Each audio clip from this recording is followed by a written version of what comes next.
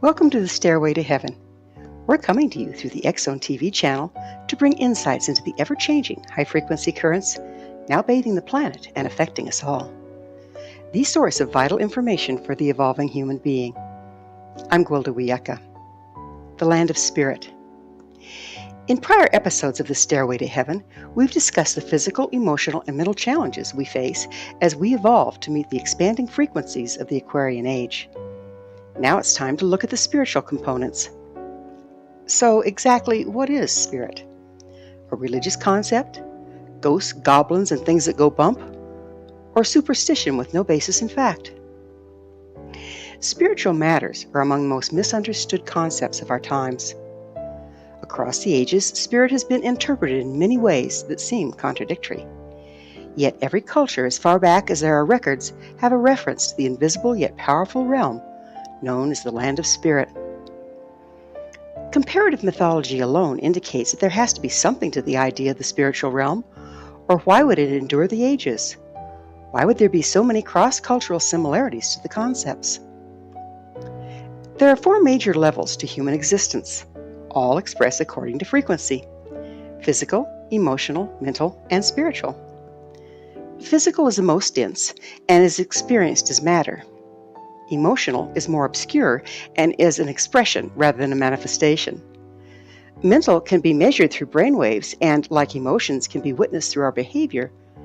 But spiritual, the most expansive frequency, is largely unseen. Unseen, but absolutely present.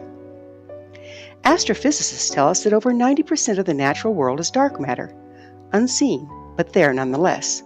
The soup of creation, the quantum level, where the push-pull of manifestation takes place. This is the Land of Spirit. Originally, spiritual practices were actually organized sets of rituals designed to help us manage matter at the quantum level.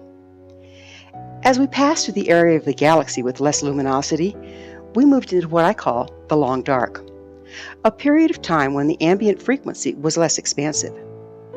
During these times, it was difficult to access the more expansive frequencies, the Land of Spirit.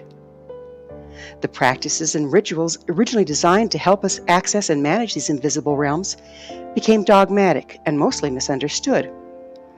As we continued our descent into the long dark, they were used to control and manipulate the masses rather than access a higher consciousness.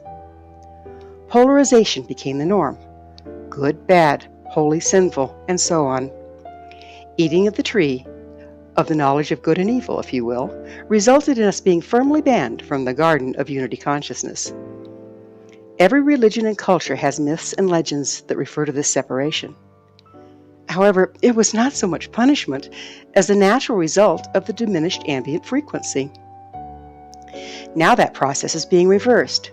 We're being confronted with an ever-expanding reality, one that's once again getting access to the Land of Spirit, the quantum level, where we can orchestrate the events of our lives. This process first requires some major reframing of our belief systems and concepts. It necessitates a revaluation of many myths, legends, and religious texts in order to gain a more complete picture. Rather than looking for disagreement and polarization against the various traditions left to us, I propose we focus on the similarities. For within the commonality lies universal truth and our key to managing matter at the quantum level, rather than simply going along for the ride. During the time that the spiritual realm has been inaccessible to us, it's been equally unattended. We've developed many imbalances and restrictions in our spiritual realm, both as individuals and cultures. As the ambient frequency continues to rise, increasing pressure is being brought to bear on these restrictions, and we continue to destabilize around them. Some traditions refer to this phenomenon as spiritual illness, and at this particular time, it's epidemic. How can one tell if they suffer from spiritual illness? How's life working for you? Do you keep doing the same old thing in the same old way and expecting different results? Do the same undesirable things keep cropping up in your experience? The faces change, the situations change, but the dysfunction continues, and you're the common denominator? Just as there are 4 levels to human existence, physical, emotional, mental, and spiritual, Healing has to take place on all 4 levels in order for us to evolve. Stay tuned for the next upcoming episodes of the Stairway to Heaven, where I'll offer various tools and techniques to promote spiritual healing. Thank you for joining me, Golda Wieka, on the Stairway to Heaven, where we provide updates on the energetic currents facilitating our evolution into conscious, powerful co-creators. Until next time, may you be blessed on your sacred path to wholeness. We are here. The time is now.